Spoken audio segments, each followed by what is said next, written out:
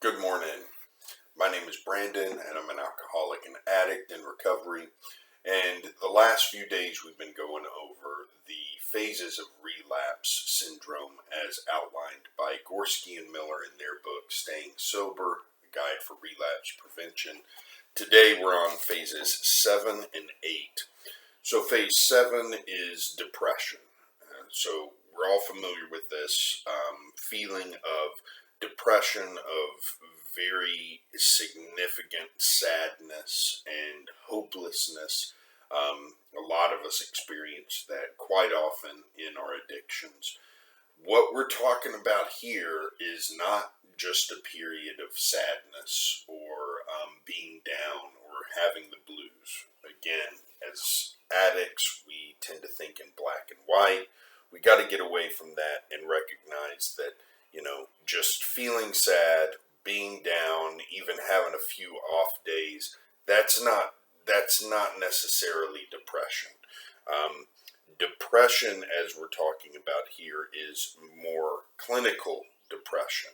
And let's go through some of the symptoms that might be indicative of depression. And let me say that you should not try to self-diagnose depression. You really should go to, if you feel like you're experiencing true depression, go to a counselor or a psychologist who can help you diagnose that and get you the help you need to get through it, because it's a serious thing. So phase 7 is depression. During this phase, I become so depressed I can't do the things I normally do. At times, I feel life is not worth living, and I sometimes think about either killing myself or using alcohol or drugs as a way to end the depression. I'm so depressed that I can't hide it from others. So really intense feelings being described here, feelings of potentially committing suicide, going back to alcohol and drug use, and also the inability to hide this depression from other people. That's a big sign. And the big part that we need to pay attention to here is the first part. I'm so depressed I can't do the things I normally do. It's when these feelings really start to interfere with your everyday life. That should be a very good sign that you've got something that needs to be addressed with a professional, potentially. Other signs of depression: irregular eating habits. So you either start to overeat or you lose your appetite and eat very little. A lack of desire to take action, so you can't get started on anything or get anything done. You feel unable to concentrate, and you feel anxious, fearful, uneasy, and often feel trapped with no way out. Difficulty sleeping restfully. Have trouble falling asleep, and when I do sleep, I have unusual or disturbing dreams, awaken many times, and have difficulty falling back to sleep. Times of day during which I sleep change, and at other times I become so exhausted that I sleep for extremely long periods, sometimes sleeping around the clock for 1 or more days. Loss of daily structure is another symptom here. My daily routine becomes haphazard. I start skipping meals and eating at unusual times. I find it hard to keep appointments and plan social events, and I am unable to follow through on plans. And finally, periods of deep depression. I feel depressed more often.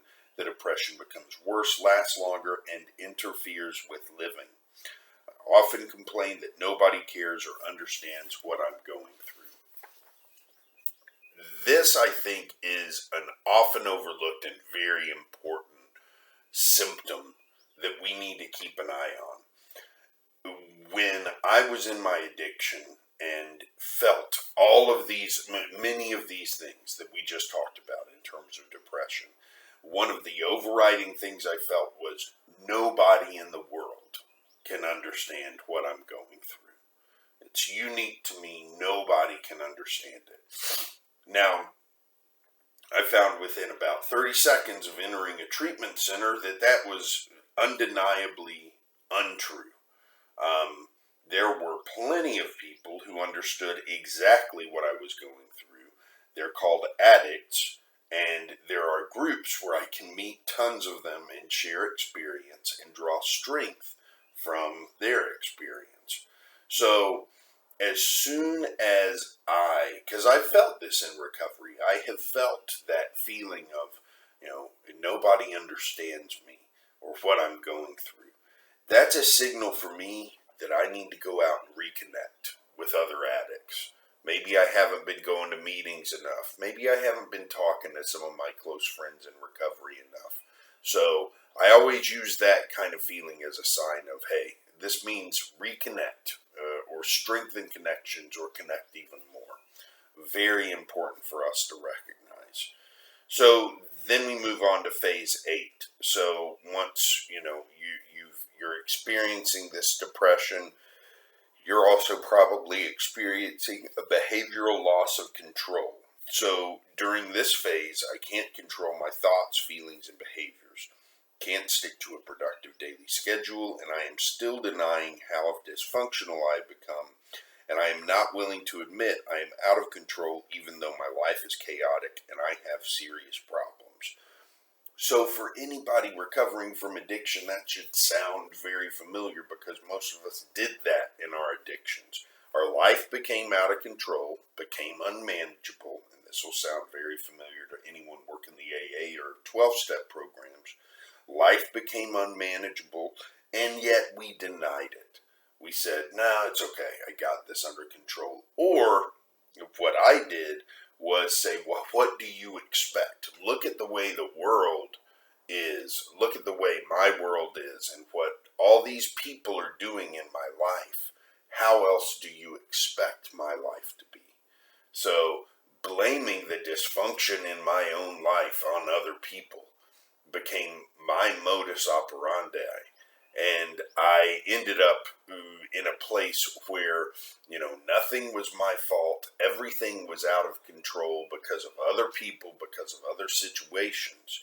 And that was my way of denying that the problems that I experienced were something I could do anything about.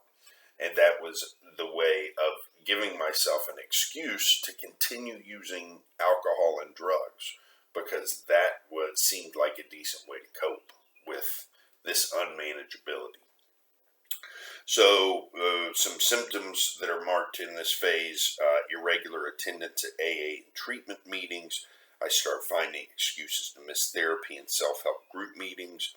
An I don't care attitude.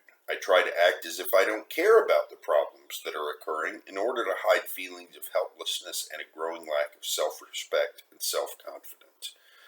This is one we've got to be careful about because,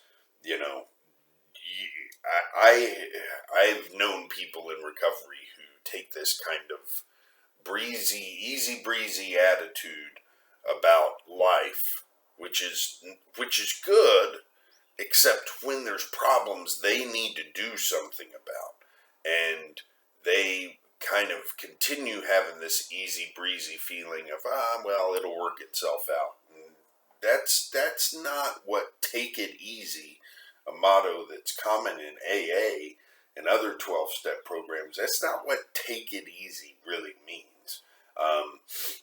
And if I find it, for me personally, it's better to focus on what's the next right thing for me to do, because my program is action oriented. I've got to do things. I can't just let life happen.